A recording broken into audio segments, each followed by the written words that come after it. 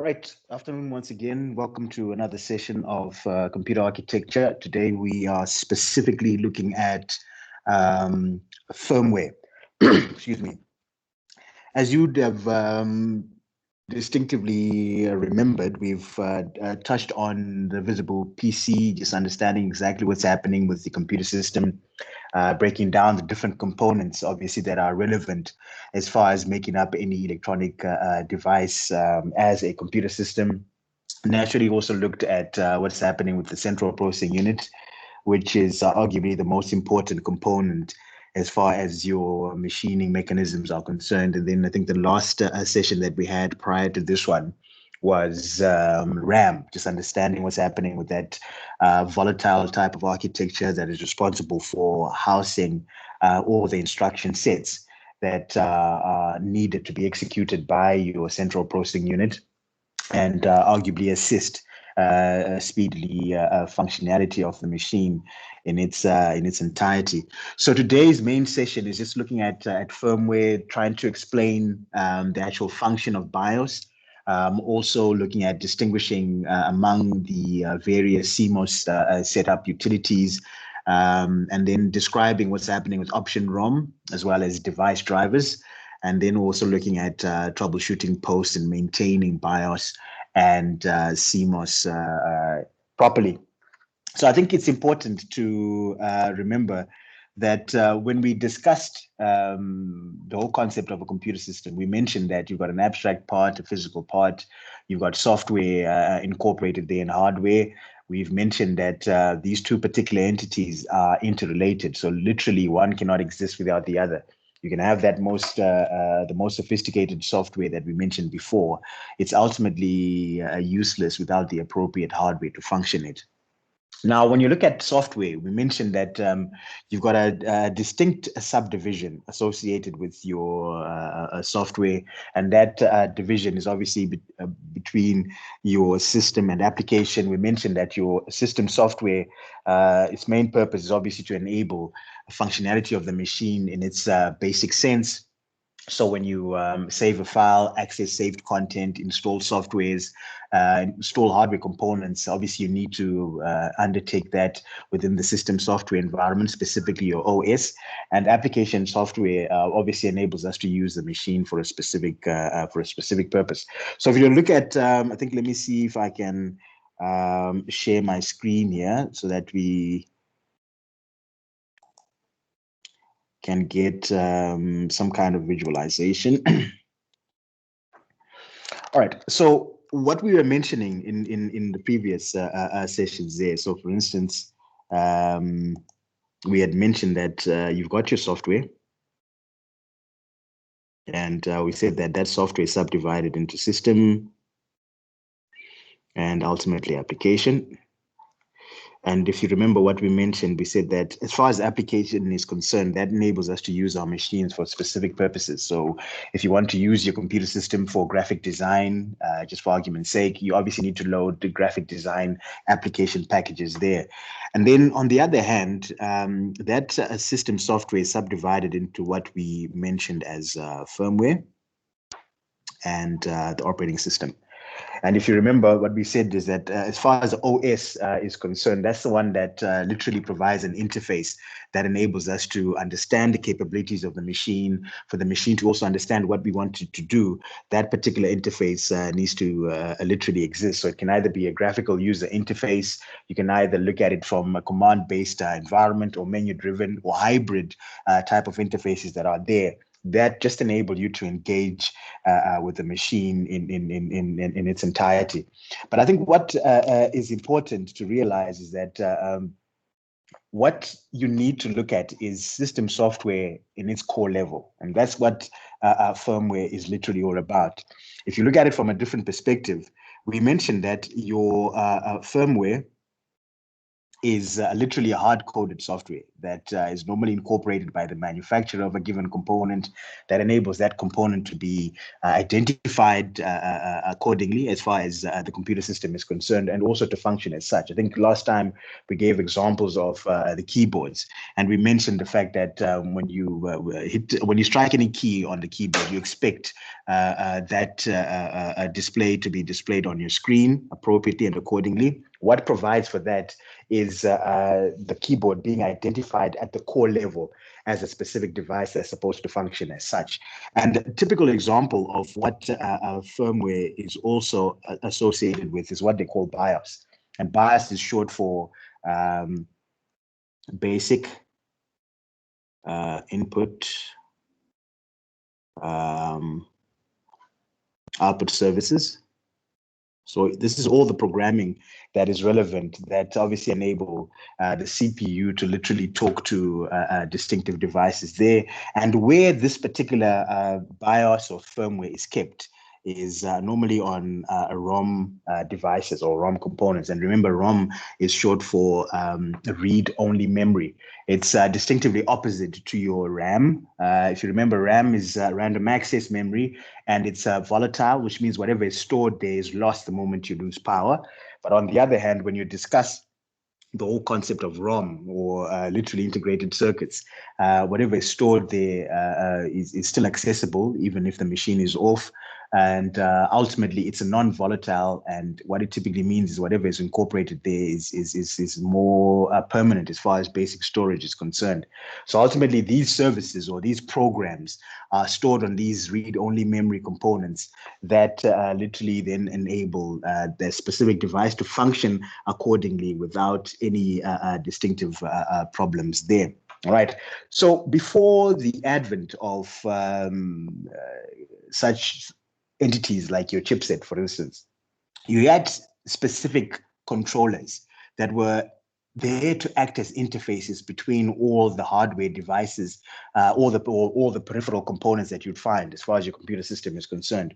So ultimately, on your motherboard, you needed an interface that would obviously enable connectivity of your keyboard. So not the port per se, but the actual interface that enables that particular keyboard to be identified as part and parcel of the actual system itself. So normally you'll find that every particular hardware device there, besides having a port, which just acts as a connection point, you're also discussing the whole concept of controllers that then act as an interface between the actual motherboard and the device itself. So typically your keyboards would have controllers, your distinctive mice would have controllers, your printers would have controllers, your hard drives and so on would have controllers that act as interfaces that assist with the whole concept of that particular device or those particular gadgets or devices being acclimatized as far as the actual system there is concerned. So if you were to look at what we initially had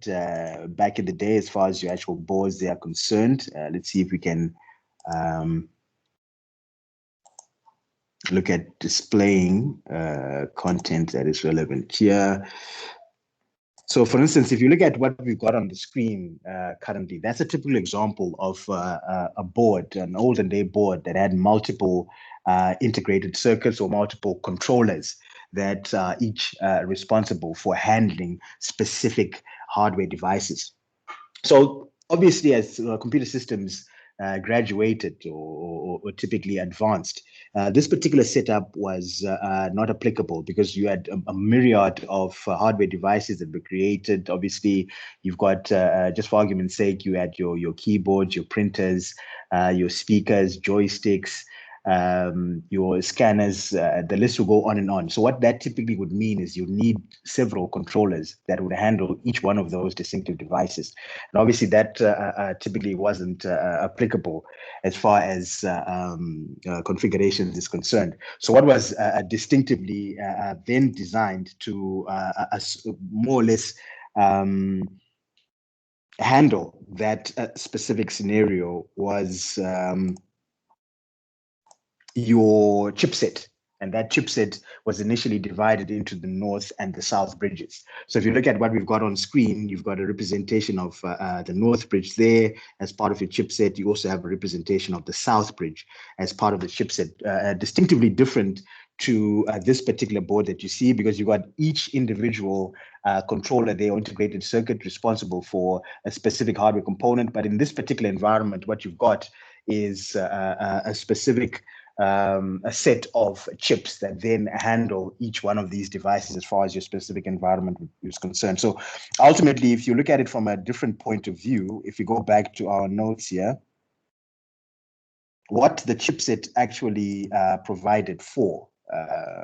So literally this chipset, a set of integrated circuits or ROM configurations that were responsible for handling devices as far as your computing mechanism is concerned, was initially subdivided into what they called the North Bridge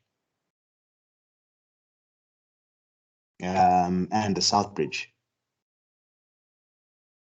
And if you want to look at it from a diagrammatical representation, your North Bridge's main purpose was to connect the faster components associated with your machine mechanisms. And those fast components would naturally be your RAM and your graphics. Remember, if we don't have RAM, that typically means that there's no place we can store instruction sets. So obviously, the simple advent of actually just booting up the computer system becomes null and void, because you don't have an area or a location where you house or store the instructions that are associated with booting the computer system. Then you obviously need graphics, because if you can't see what you're doing on the computer system, it also becomes a null and void event. And then the South Bridge was responsible for connecting all the input-output devices as far as your specific setup is concerned. So literally, if you were to look at it from a diagrammatic representation here, you'd have, for instance, your CPU that then connects to your North Bridge, that then also connects to your South Bridge there. So ultimately, your North Bridge was responsible for connecting RAM and graphics. And then your South Bridge there responsible for all the input-output devices. So things like your hard drives, your optical drives, keyboards, mice, the list will go on and on. So this is the kind of relationship that was there to then assist with the myriad of hardware components that were then being designed and manufactured to assist to more or less complement the whole usage of the computer system. So if you go back to the actual image that we had prior, if you look at this particular board that we're discussing earlier on, as you can notice, your North Bridge is closer to your CPU connections there and RAM. As far as locality is concerned, you can see the banks as well as the CPU socket there, and then your South Bridge connected to your input-output ports. So the SATA, the yellow SATA connections that you find towards the bottom of the screen there, and just above it, your PCI slots, which would obviously look at your input-output devices as far as your specific setup is concerned. So from a logical point of view, it was necessary to have that North Bridge closer to obviously the components that is responsible for connecting as far as configurations they are concerned. But obviously, again, with advancements of computer systems, the responsibility of your North Bridge was now typically incorporated within your CPU as far as conventions are concerned. So regardless of whichever type of CPU that you're using, whether it's Intel or AMD, the North Bridge's functionality or responsibilities have been incorporated within CPUs now. And then the South Bridge is the one that exists as a lone entity as far as the initial chipset configuration is concerned. So if you were to look at it from modern keyboard setups, what you now have is this particular environment where you've got your North Bridge, your North Bridge being incorporated within the actual CPU itself. And then the South Bridge is now called the PCH, or Platform Controller Hub. So PCH is short for Platform Controller Hub. Both Intel and AMD literally label or call their particular Southbridge components in that distinctive fashion. Back in the day, there was a separation. Intel had its own inclination as far as these particular chipsets are concerned, especially when you're looking at the Southbridge. They called it the ICH, which is short for Input-Output Controller Hub. AMD, on the other hand, called it FCH, which is short for a Fusion Controller Hub. But as of late, both institutions just relate to your Southbridge as a platform controller hub as far as basic connectivity is concerned. So ultimately, what this then does, as far as the whole concept of a firmware is concerned, it's important to understand that firmware, which is literally the same thing as BIOS, is just support programming that is literally loaded into your memory, obviously, every time that you boot your machine. And it literally teaches the CPU about a particular device. So that's the main concept or purpose of what firmware is all about, that it's stored on your ROM chips, but obviously every time that you boot your machine, that particular firmware is literally loaded into memory. And when it's loaded into memory, its main responsibility is to teach the CPU about a specific device as far as your setup there is concerned. So your ROM literally would store programs and services exactly like a RAM would do. The only difference is that it's a read-only and literally a non-volatile. So in essence, you get certain scenarios where you might then need to upgrade your BIOS or to look at flashing your specific BIOS there to an upgraded version when necessary. If it's working accordingly without any distinctive issues as far as your computer system is concerned, there's no need for an upgrade. But obviously, if it's relevant, then you need to flash your BIOS, which means that you would typically encounter what is called a flash ROM, because remember, what we initially mentioned is that ROM is read-only memory, which means that using normal techniques, it's literally difficult for you to remove whatever content is stored there. So to avoid those discrepancies, should there arise a need where you need to upgrade that distinctive BIOS or firmware that is stored on your ROM, a different type of ROM was designed specifically to accommodate for that. And this is known as flash ROM. And literally most motherboards that are out there, if not all of them, use a flash ROM as far as configurations would go, so that you can literally update your BIOS when necessary. So flash uses the same technology or the same architecture as your SSDs, for instance. Same difference would apply with your distinctive thumb drives. So in essence, firmware stored on ROM. So any particular programs or software that is stored on ROM is ultimately known as firmware. And any software, every other software that is stored elsewhere, obviously, is coined as software and is stored on dynamic media. So generically, firmware equates to storage on ROM, and then software equates to storage on dynamic media as far as your particular environments would go. So just to give you a heads up in terms of what's happening there, how your chipset would typically function, that's a distinct relation that you'd find between the CPU chipset and obviously the rest of the machine. So the chipset's main purpose, like we were mentioning earlier on, is just to link the CPU with the devices that your computer system is connected to, and ultimately also looking at making sure that the CPU understands exactly what this particular device is all about, what it's supposed to do, and how it assists as far as your specific environments there are concerned. All right, so that's the basics there as far as understanding exactly what's happening with your ROM configurations. And a typical example of what your flash ROM would now look like on any given board there is something along these lines. So that's a typical example of what your flash ROM would look like. The particular component that you find labeled WinBand there with the serial configuration 25Q32 and so on. That's a typical example of what your typical flash ROM would look like. And this is incorporated on most, if not all, boards that would then avail for that upgrade we were talking about earlier on, should there be a need. But it's very important to understand that if it's not necessary for you to upgrade your BIOS, because remember, these are very intricate instruction sets, or these are very intricate, this is very intricate programming. So in essence, if you upgrade and you incorporate the wrong or incorrect BIOS, or something happens during that upgrade, let's assume your machine shuts down or something interrupts that whole upgrade process, you inadvertently brick your device.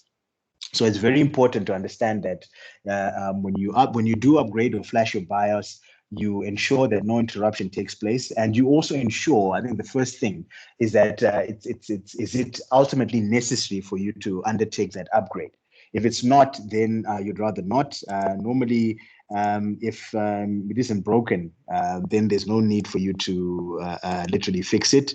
So it's very important for you to take cognizance of that fact, that when it comes to your BIOS, is very intricate programming that can literally jeopardize or damage your computing component should you not undertake the upgrade process accordingly or appropriately. So the whole flash convention there is literally not necessary if you haven't been prompted for an actual upgrade. All right, so I think that covers that in terms of what's happening as far as your specific setups is concerned. But I think the other thing that you need to also realize is that when you look at then let's change back to our notes here just to get back on track. If you go back to what we were mentioning earlier on. So literally what we were just mentioning that the initial Southbridge convention. So your Northbridge,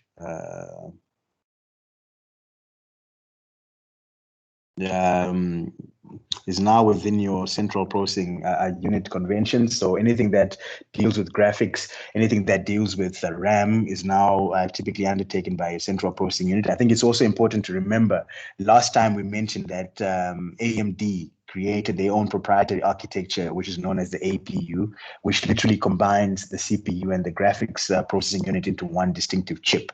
So that's also a typical example of how Northbridge architectures have been incorporated from a graphics point of view as far as your environments is concerned. And remember, we've also been talking about cache and registers, which also act as distinctions in the whole concept of what RAM was responsible for being incorporated there. I think the other thing as well is, if you remember us discussing central processing units, we mentioned that one of the technologies is looking at integrated memory controller chips. So that integration there is already a typical indication that all Northbridge functionality is now being handled and typically undertaken by your central processing unit. So whatever has to do with RAM, whatever has to do with graphics, CPUs now take care of that.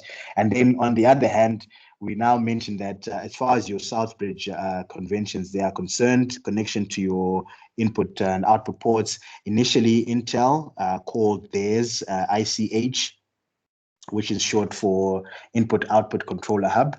And then, like we mentioned earlier on, AMD called their particular Southbridge FCH, which is short for Fusion Controller Hub. But now both of these just linked to a PCH, which is a platform controller hub convention as far as your setups there are concerned.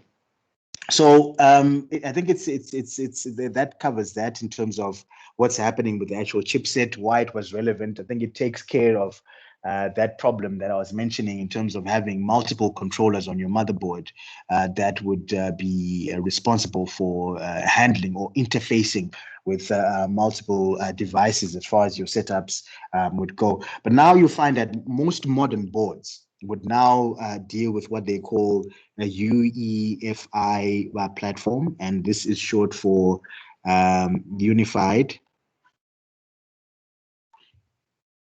Extensible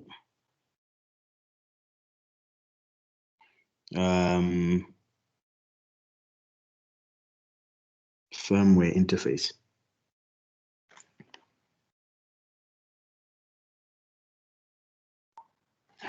So this is a specific, more or less, you can argue that this is an actual upgrade as far as original BIOS is concerned. So modern systems are now using firmware programming that is called UEFI, which typically is got several advantages over the original BIOS as far as your PCs is concerned. I think the advantages would typically include the first thing. Your UEFI would support partitions that are larger than 2 terabytes. So support of hard drive partitions. Remember, a partition is an electronic division of your distinctive hard drives. Obviously, we'll discuss these in a bit more detail when we discuss secondary storage at large. So support partitions that are literally larger than about 2.2 terabytes. One of the other things as well, as far as this UEFI is concerned,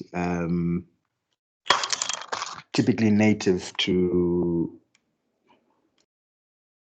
32-bit and 64-bit systems. All right, so obviously that typically means that a lot of manufacturers would obviously include lots of features for setup and diagnosis as far as your environments would go. The other thing that you also want to take into consideration as far as these particular or this particular upgrade is concerned, it typically handles all booting duties or bootloading duties. Let's rather put it as bootloading duties there.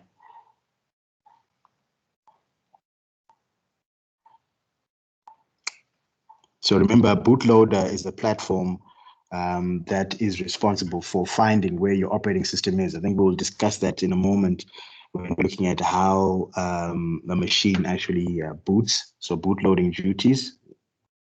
So when you're booting, you're just looking at switching on the machine in terms of what's happening there. So there's a whole host of instructions that take place for your machine to successfully boot. And then the other thing that you also want to discuss as far as an advantage there, it was a portable platform, or is a portable platform. So portable to distinctively other chip types.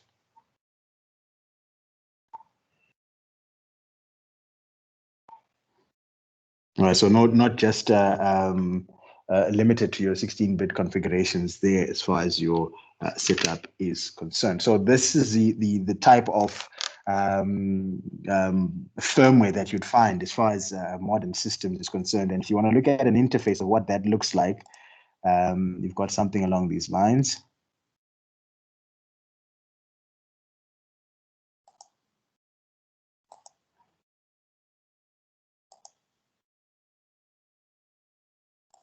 So this is a typical example of what a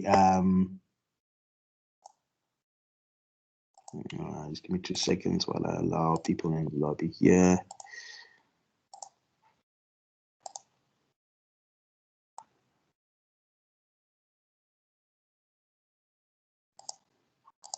All right, so this is a typical example of what basic graphical UEFI interface would typically look like as far as your setup is concerned. So normally to access this particular environment as you boot your machine, once the logo appears, as far as the actual brand of the machine there is concerned, there's a set of keys that you need to hit on the keyboard, normally F1 all the way to F12, sometimes escape or delete, depending on the brand that you're typically using. I think it's important for you to actually Google specifically what is your BIOS key or your setup key when it comes to your distinctive gadget or device there. Once you get into this particular environment, it obviously has distinctive options that enable you to access specific information as far as your system is concerned. So understanding exactly how much RAM is installed, what is the speed associated with that RAM, understanding what's happening in terms of things like system date and time, the actual CPU that you're using, the speed associated with it. You can also look at basic security levels like adding in an admin password to protect that setup, or adding in a password that protects your hard drive, dependent on environments that you're in, as far as your distinctive setup there is concerned. You obviously can use your mouse within this particular environment because it's graphic user interface inclined.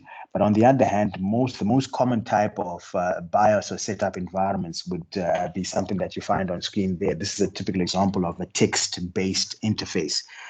So it's one and the same thing. It's more or less the same thing that we discussed when we're discussing OS interfaces before. With the graphical user interface, whatever you do in the GUI can still be mimicked in the command line and vice versa. So it's one and the same platform. The only difference is that you're using a text-based environment as far as your specific setup there is concerned. So most common one that you'll find, and as you can see, you've got, in this particular instance, you've got information, configuration, security, and boot, including exit as your different tabs that are there. And currently, the information tab is the one that we've got open there. It shows you the product name, the actual version of the BIOS or the firmware that you've got incorporated as far as that particular machine is concerned. Typical serial numbers, actual CPU, system memory that is plugged in the hard drive that is typically then obviously your optical disk incorporated as far as your environment is concerned. We'll also even show you the type of license that you've got as far as your operating system there is concerned. The other tabs that you might also take into consideration, for instance, your boot tab shows you what you're actually using as far as your basic booting environments there is concerned. So you've got boot mode that is set to that extensible the unified extensible firmware interface that we were discussing earlier on. And then you've got the Windows Boot Manager that is responsible for checking where your actual operating system is distinctively sitting for you to literally have a successful boot. And then on the other hand, if you look at it in your configuration tab, you've got the virtualization technology that is there. I think one of the things that we also mentioned is when we're discussing CPUs, we touched on virtualization. And we mentioned that obviously when you look at virtualization, you're literally looking at a scenario of running multiple operating systems simultaneously or exactly at the same time. And we mentioned that normally what happens is you obviously need to have physical machines that would typically be relevant as far as these particular environments is concerned. So if you want to run 3 operating systems, you obviously need 3 physical computer systems for you to do that. But programmers created software virtualization that would literally emulate these multiple machines into one. But the problems that were associated with that is that it was difficult to actually allocate RAM resources to a specific machine or allocate CPU resources to a specific machine dependent. So to typically deal with that, hardware virtualization was created. And one of the aspects of virtualization is the fact that your central processing unit should be capable of it. So what we're literally saying is that if you go back to, I'm going to come back to this image. So maybe let's just go back to our notes there just to enlighten you again on what's happening.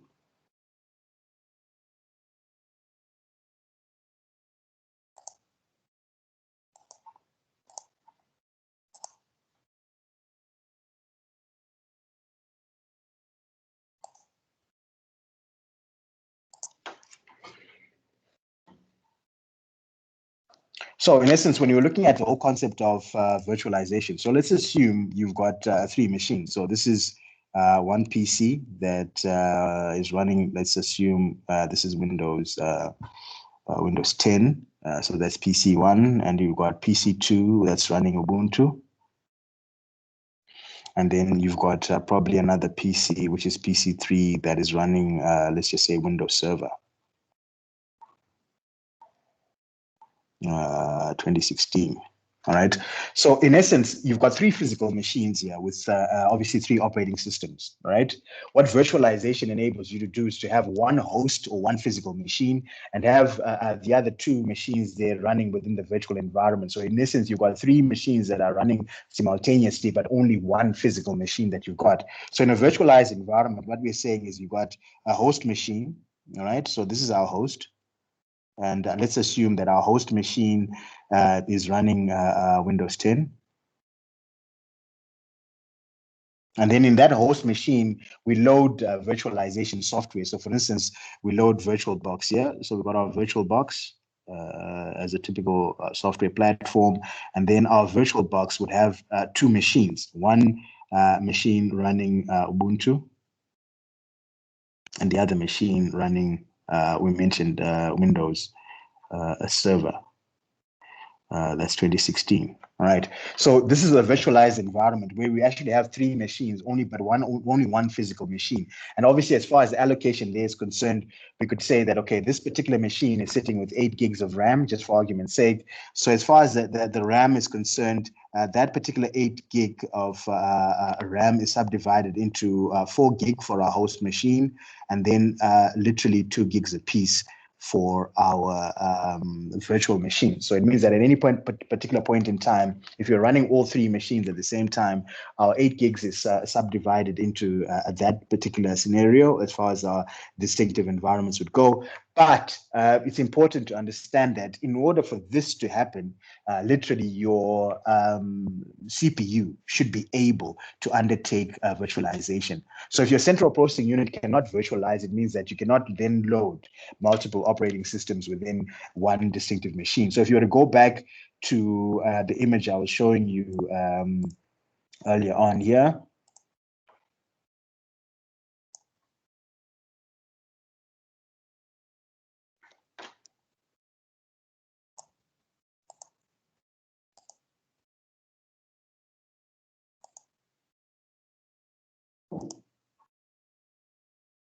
what you've distinctively got on screen there is Intel virtualization technology that is typically incorporated there. So as you can see, it's currently disabled as far as this particular machine is concerned. But should you need to utilize virtualization, then ultimately you enabling that particular part is relevant as far as your specific environments there is concerned. So this is just a typical example of what is happening as far as virtualization, and ultimately how BIOS or firmware is responsible for ensuring that that particular feature can literally be activated through your BIOS interface configurations as far as your systems there are concerned.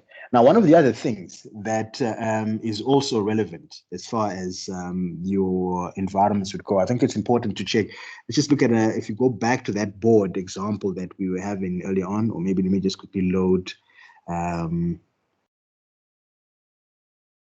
another image there associated with your motherboards for us to understand exactly what is happening there.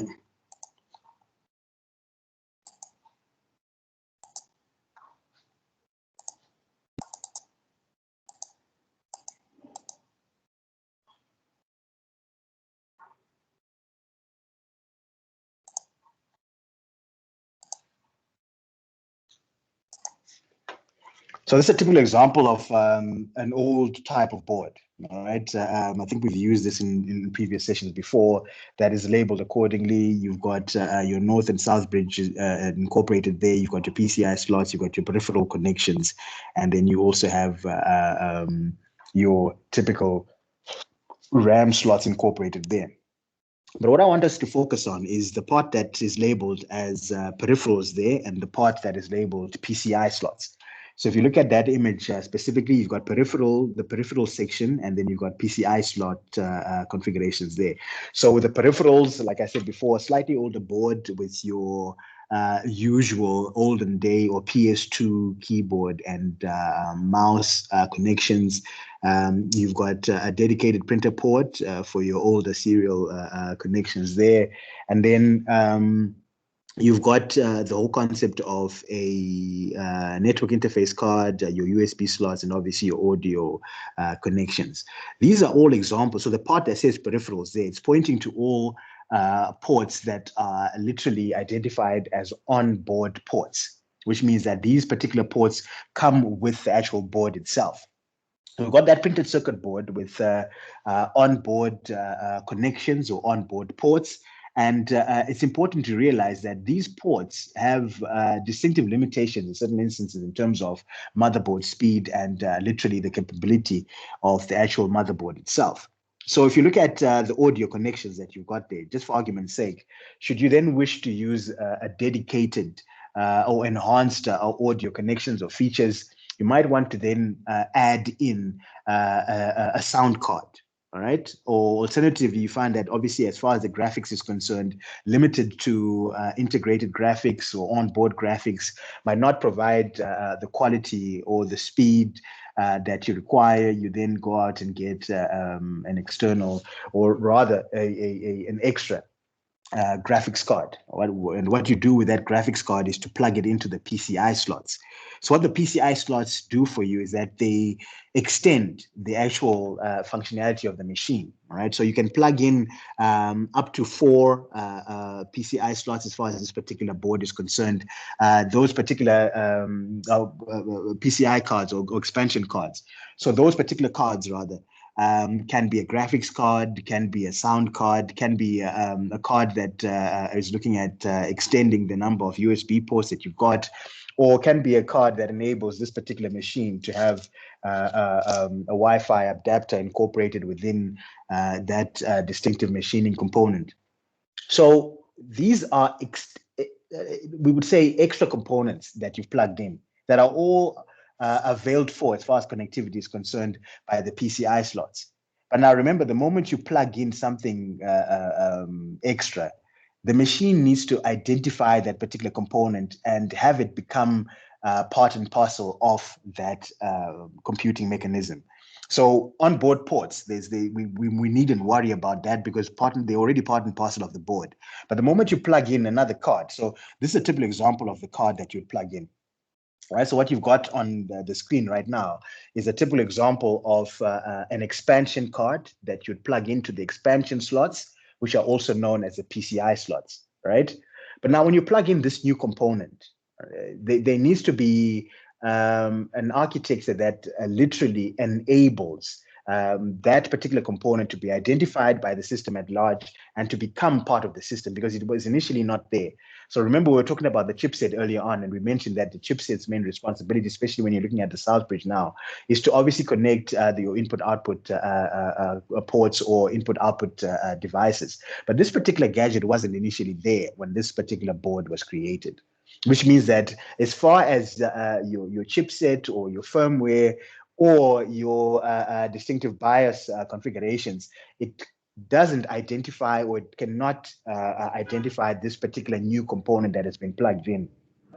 So to avail for this particular component to work accordingly as far as your particular systems are concerned, what you get is that every expansion card that you'd find, regardless of what that particular card is, would come with its own set of firmware. All right, or its own set of programming or services that enable it to be identified by the system. And that own firmware or BIOS is known as option ROM. So right in the middle there, you'll find that there is an integrated circuit as far as this particular chip there, or as far as this particular component there is concerned. This integrated circuit or chip is responsible for housing the BIOS for this particular card, so that the moment it's plugged into the system, it's automatically identified as far as your system components there is concerned. So this is what is known as option ROM. Another term for it is bring your own BIOS. So it means that every distinctive component that you would find that would need to plug into these PCI slots that we're talking about, that obviously looks like this, is distinctively equipped with its own set of BIOS settings that will obviously then enable it to be identified by the system. So if you were to go back to our notes here, what you'll find is, okay, just give me 2 seconds. Looks like there's someone in the lobby here. Okay, so if you go back to our notes here, what we're distinctively discussing as far as your expansion cards or your expansion slots dependent on the environment that you're using. These particular expansion cards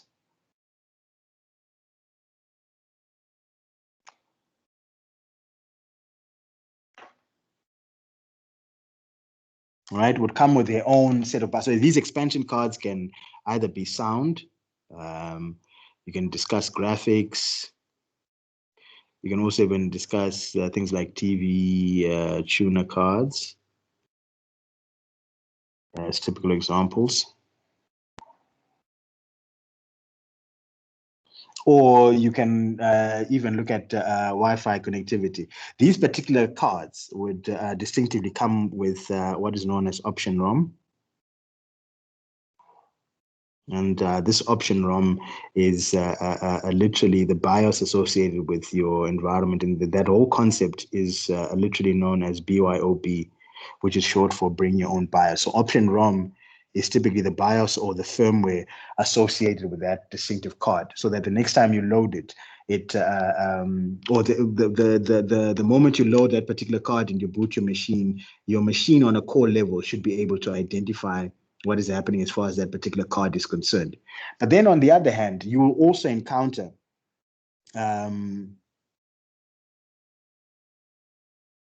what they call drivers or device drivers.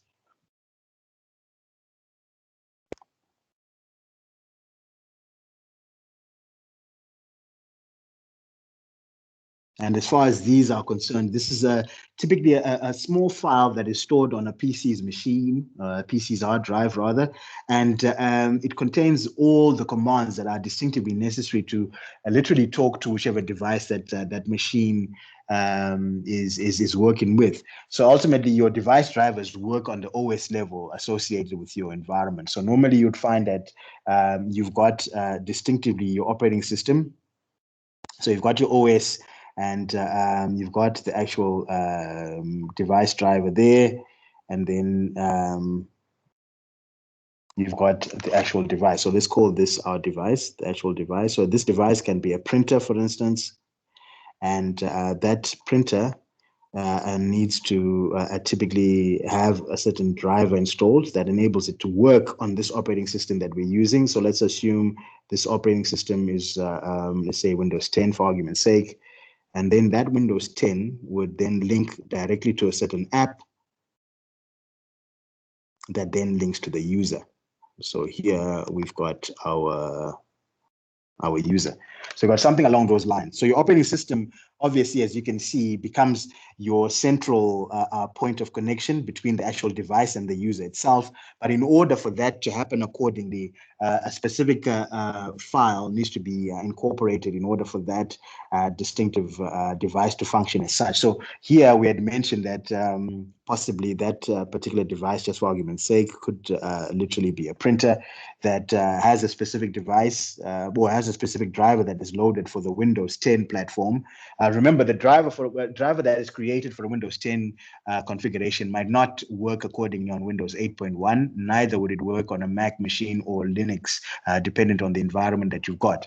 So it's important to understand that drivers in certain instances are OS specific, which means that whatever operating system that you've got, a specific driver has to be developed or made to work on that operating system platform to enable that device to function accordingly when it's connected to a machine that has got that operating system distinctively loaded, just for argument's sake. So in essence, if you look at what we've got on screen there, like I was saying a couple of moments ago, your operating system typically is the one that is acting as the middleman, right? Or literally, again, the interfacing between the actual user of the device and the device itself in order for there to be an appropriate setup that is there. So every time that you boot your computer system, your driver is loaded into RAM in order for your operating system to be able to access it, and in order for the operating system to literally link that particular device that you've got plugged into your machine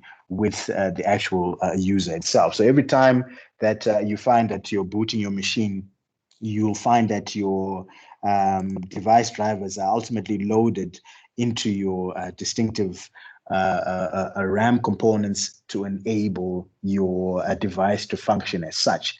And it's important to understand that drivers also need to be tested.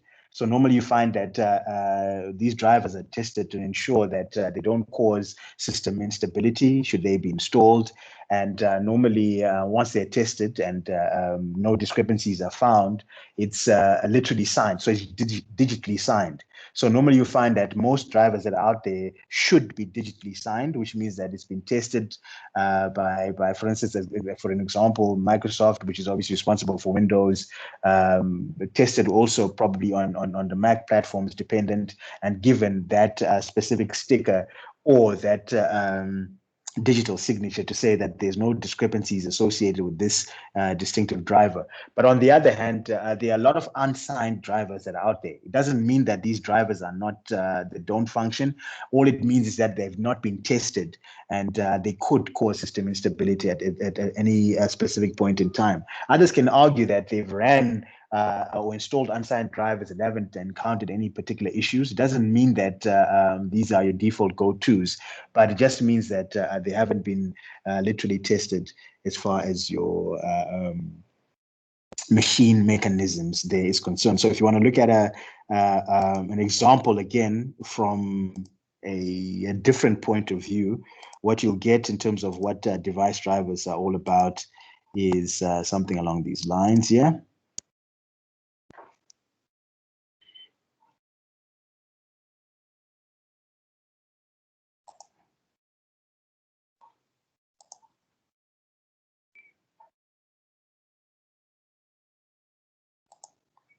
So that's another example of what you can look at in terms of the actual relationship between a device driver and an actual device. Like we were saying earlier on, you've got your user. So within the software platform, you've got the application package, you've got the operating system, you've got the actual device driver. And then from a hardware point of view, you've got the distinctive device that is there. And obviously you've got the user who wants to manipulate or typically utilize that distinctive device. So that's the kind of relationship that you've got as far as your environments would go. So you've got your application, operating system, and device driver. And like we were mentioning earlier on, you've got your operating system literally as the interface between the user and the actual device itself, as far as your specific environments there are concerned. All right.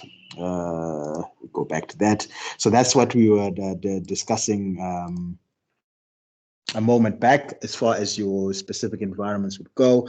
I think the other thing that you also want to take distinctive cognizance of is understanding what CMOS is all about and what is happening as far as your setup there is concerned. So you will also encounter, if you go back to our notes, as far as your firmware environments would go, you'll also encounter what they call CMOS. But I think maybe before we look at that, let's discuss the boot process.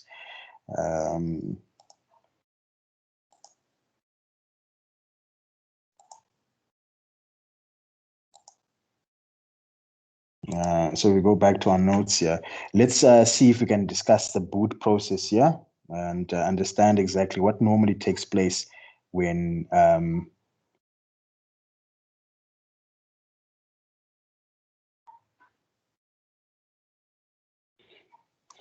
all right, so we want to look at the boot process. So here we want to discuss what is called the boot process, what actually takes place as far as a booting of a computer system is concerned. So normally you'll find that there's all PCs literally need a process to begin their operations. And typically, once you've got enough power sent to your PC, there's a whole set of instructions that then take place in order for you to actually get to your desktop, or actually to get to your operating system.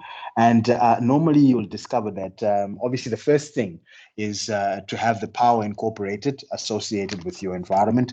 So in this particular instance, as far as that special circuitry is concerned, we're looking at what is called a power grid wire. All right, this power grid wire is typically responsible for waking up the most important component associated with your environment, which is obviously your central processing unit. And once that central processing unit is woken up and has been established that it's present as far as your actual computing mechanism is concerned, we'll also then need to look at what they call a power on self-test. So POST is short for power on self-test. And normally you find that there are several components that are checked for as far as your specific POST environment is concerned. So ultimately what we are distinctively looking at as far as your POST is concerned is checking that our RAM is present. We also want to ensure that our graphics is there. We also want to ensure that your hard drive is also present. So we can discuss your hard drive there. We can also even talk about your input-output devices. So let's mention your input devices. I think we can discuss your keyboard in this instance. All right, so this is literally some of the components that are checked for by the power on self-test. If there's an error there, or if one of these particular components is missing, then you get a post message there on screen to say, okay, look, I've got a keyboard failure, or RAM isn't present, or normally you get a couple of beeps associated with your machine. And obviously each one of these beeps would have a distinctive sequence or sound associated with it that then literally indicates that, okay, look, this actually indicates that your RAM is absent, or your RAM stick is not being plugged in accordingly, or the VGA or your graphics component is not functioning accordingly, or a hard drive is not present. The list will go on and on. So once this particular post has succeeded, the next step, so this is normally when you're looking at your generic point of view, the next step would obviously be the bootloader. All right, so we were talking about boot loading earlier on, and this bootloader's main responsibility is to find where your operating system is sitting. Remember, you can boot from several locations. Normally, when you boot, you're booting from an internal hard drive, because normally your operating system has been installed on that internal hard drive. So you can get internal hard drive configurations there, or external hard drives, or optical media. You can obviously boot from your DVDs, and at the same time, you can also boot from the network. So your bootloader's main purpose is just to check where your operating system is sitting. And then once it's identified your operating system there, then naturally you get your logos, your operating system logo as far as your environment is concerned. So that's your generic boot process. So in older BIOS environments, obviously the boot process, that the POST is the one that passes the control to your bootloader or bootstrap loader, dependent on the literature that you're using. And it's just checking for where your operating system is sitting. And then obviously that bootloader would then locate what is happening as far as your operating system there is concerned. All right. So you'll discover that your PC CMOS, which we're going to discuss in a bit, obviously as options to state where you're going to be booting from. Are you going to be booting from the network, internal hard drive, external hard drive, or from your optical media, dependent on the environment that you're in. But on the other hand, in the later day or modern UEFI systems, the POST now hands control of the boot process to what they call the boot manager. All right, so obviously the boot manager is the one that then checks boot configuration and then literally loads your operating system. So I think we had an image earlier on that distinctively showed your manager configurations here. So I think we'll take you back there a bit. You'll see what we're talking about in terms of what's happening there. So here, let me quickly share this again.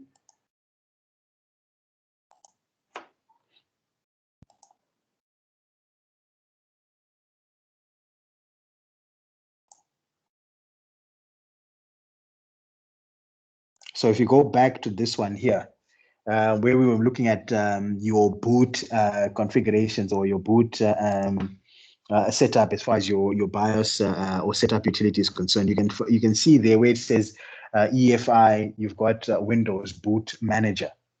So in your advanced systems now, you've got a manager that is then responsible for finding where your operating system is going to be sitting or where your operating system is going to be booting from. In the older systems, like I was saying, or in the older BIOS configuration, post then passes that responsibility to the bootstrap or the bootloader. So there's a difference now. Bootloader for the older systems that would then load your operating system or would then be responsible for loading your operating system. But now you've got a boot manager, on the other hand, that is now then responsible for loading your distinctive OS as far as your setups there are concerned. All right. So I think that that covers what's happening as far as the actual boot process is concerned. I think the last thing that we want to go through is what's happening with your CMOS.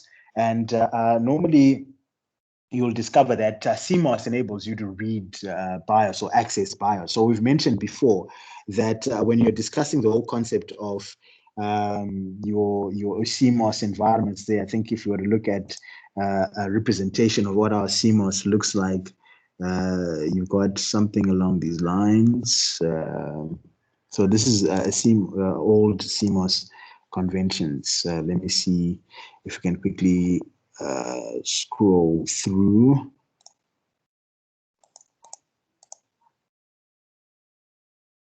All right, so that's our CMOS battery, and this is so that's an old example of what initial CMOS was initially all about. So CMOS, its main responsibility is to store all BIOS settings. So what it does, it stores all BIOS settings, and ultimately, in order for you to retain those settings as far as this particular CMOS environment, because normally your CMOS configuration would literally use volatile architecture, which means that the moment you switch off your computer system, whatever is stored there literally should be lost. But to ensure that your CMOS settings are always applicable, are always there, what acts as that electricity substitute would be a CMOS battery. So if you look at the next image that you've got on screen currently, that's a typical example of what a CMOS battery would be looking like. And it's the one that acts as your electricity substitute. So whatever is stored in CMOS should always be there without any distinctive issues as far as your particular computer system is concerned. So CMOS's main purpose is to store BIOS settings so that obviously you don't have to, or you don't have to literally re-enter these particular BIOS settings every time the computer system boots. And at the same time, it also handles what is called the RTC, or your real-time clock. That's the reason why every time you boot your machine, it will always show the correct time as long as that CMOS battery is not flat or isn't missing. Literally, you find that your computer systems will always have the correct system date and time. You set your correct the system date and time now. You switch off your computer system, you boot it again after a day or two, you boot it again after 2 hours, you boot it again after 10 minutes. It will still show you the appropriate system date or the correct system date and time as far as your specific environment is concerned. So obviously what avails for that is that CMOS battery that you find on screen, and obviously your old CMOS environments would look something along these lines, where you find you've got a specific architecture that is actually plugged in, or integrated circuit that is there, that is responsible for housing those instruction configurations there. But obviously, now you find that with later day systems, the whole concept of your CMOS is now obviously plugged into your generic chipset environments. So they might literally not, actually, there's no need for you to actually have a separate component that is responsible for handling the whole concept of what's happening as far as your CMOS environments there. So just to go back to our notes, just so that you know specifically what CMOS there stands for. CMOS is short for complementary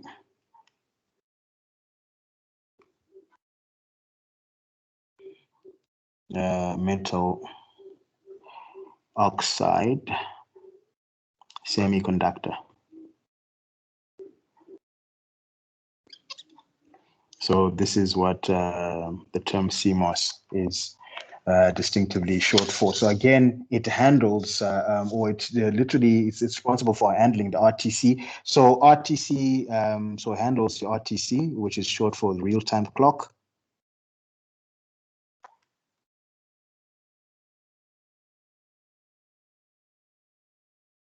And also at the same time, just literally stores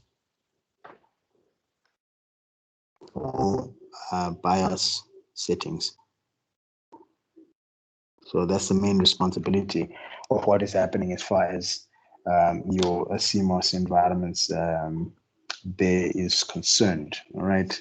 And then the other thing that you also want to then look at is just understanding what are the different errors that might point to losing CMOS information, and at the same time, what are the common reasons? So I think from your research point of view, so we're going to put this as research.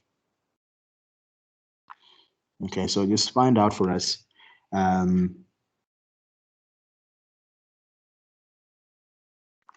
Let's assume common errors. So we're going to say list common errors. Let's rather put it that way. Oopsie. So let's say list common errors.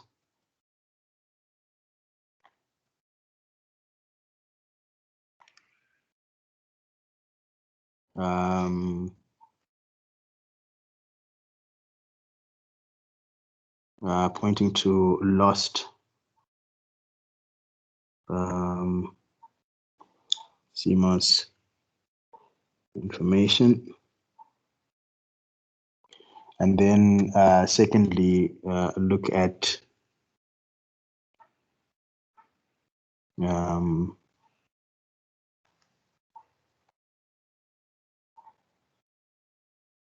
let's say list common reasons.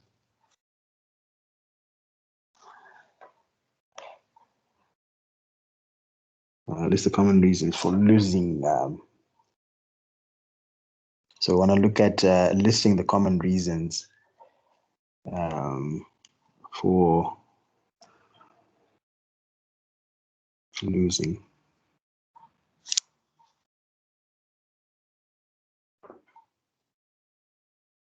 CMOS data. All right, so that's you can look at that as far as the basic research is concerned. So obviously, the first thing, look at listing common reasons pointing to lost a CMOS information there as far as your computer systems are concerned. And then on the other hand, I'd like you to then look at listing common reasons, obviously, for losing this particular CMOS data as far as your specific environments are concerned. So here I'm going to quickly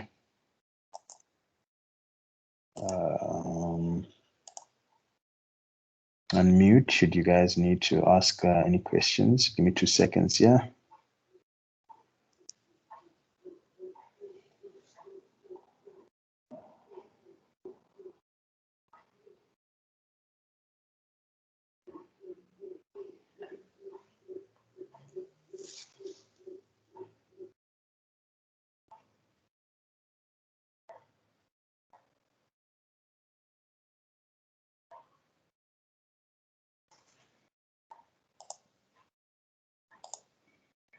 All right. Do we have any questions or contributions or concerns from the floor here? Any questions, contributions, concerns from the floor? Anyone?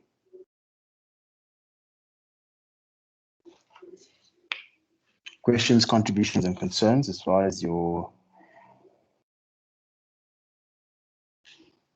questions, contributions, concerns.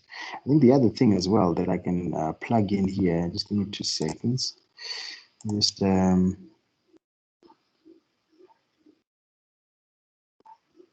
think maybe let's add in something else here. Let's look at let me see state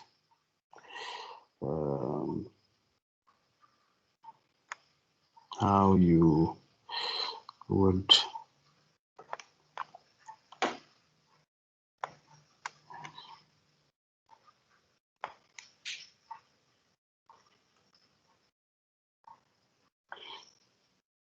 so I think let's put another state how you would clear CMOS settings. All right. So how would you if you were asked to clear CMOS settings or you were to provide advice on troubleshooting CMOS or clearing CMOS settings, how would you do that? So how would you clear CMOS settings there? I think that's the last question that is literally relevant as far as that is concerned. Okay, cool. So that's that. I think maybe the other thing as well, just to give you a heads up in terms of what's happening with the post we were talking about in a couple of seconds ago. A typical example of a post error would be something along these lines.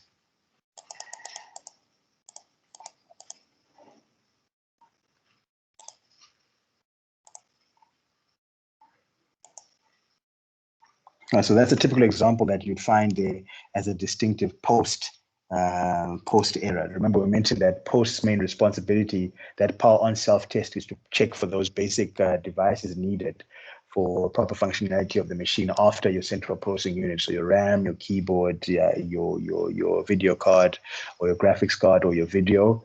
And your hard drives are typical examples there. So should you have a keyboard failure as an argument, that's a typical example of what a particular post error would distinctively look like. All right. Okay, so any questions, contributions, or concerns from the floor? Anyone there? Questions, contributions from the floor? If your mic isn't working, feel free to type. I'll give you a couple of seconds to do so.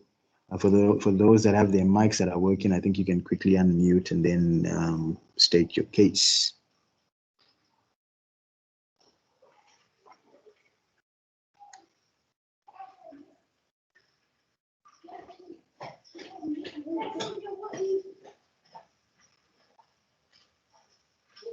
Right, anyone? Okay, so it seems nothing's coming through. That's fine. I think that typically means that we should be all good. Session's been recorded, so just after I should post it on YouTube there. I'll give you the YouTube link. Let me just quickly do that and chat. So expect that video maybe later on today. So the link that you would use, just need 2 seconds, yeah.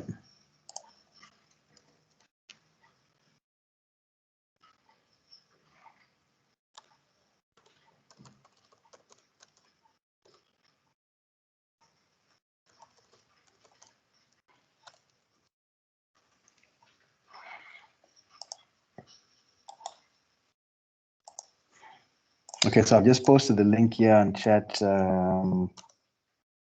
that you will use. That's where we'll obviously be posting our videos as far as this particular module is concerned. You also find relevant material that is there as well. I think revision of previous tests and exam papers there a little earlier on, but I think as far as our current sessions is concerned for the 2021 period, we will be posting on that platform as well. All right, so I think I'll send that through probably a little later on today. And then should you need to go through this particular session again, you can always go through on that distinctive platform there. All right. So any questions, contributions, and concerns? One last time, anyone? Okay, so it seems that we are good to go. Thanks for attending, guys. Stay safe, keep smiling. I'll see you in tomorrow's session. I think tomorrow we will start discussing motherboards, and I'll probably just attend to any distinctive issues as far as today's session is concerned. I think we'll touch on the PC trades, if I'm not mistaken, or the technician traits that you need to be undertaken. That should be chapter 2 in the current edition of the textbook that we're using, and then probably touch on motherboards if time permits. So operational procedures, actually, that's the chapter that I was talking about, chapter number 2, and then possibly discussing what's happening with motherboards dependent on our time. All right. So if that is that, stay safe again, and thanks for attending. I'll see you in tomorrow's session. Cheers, guys.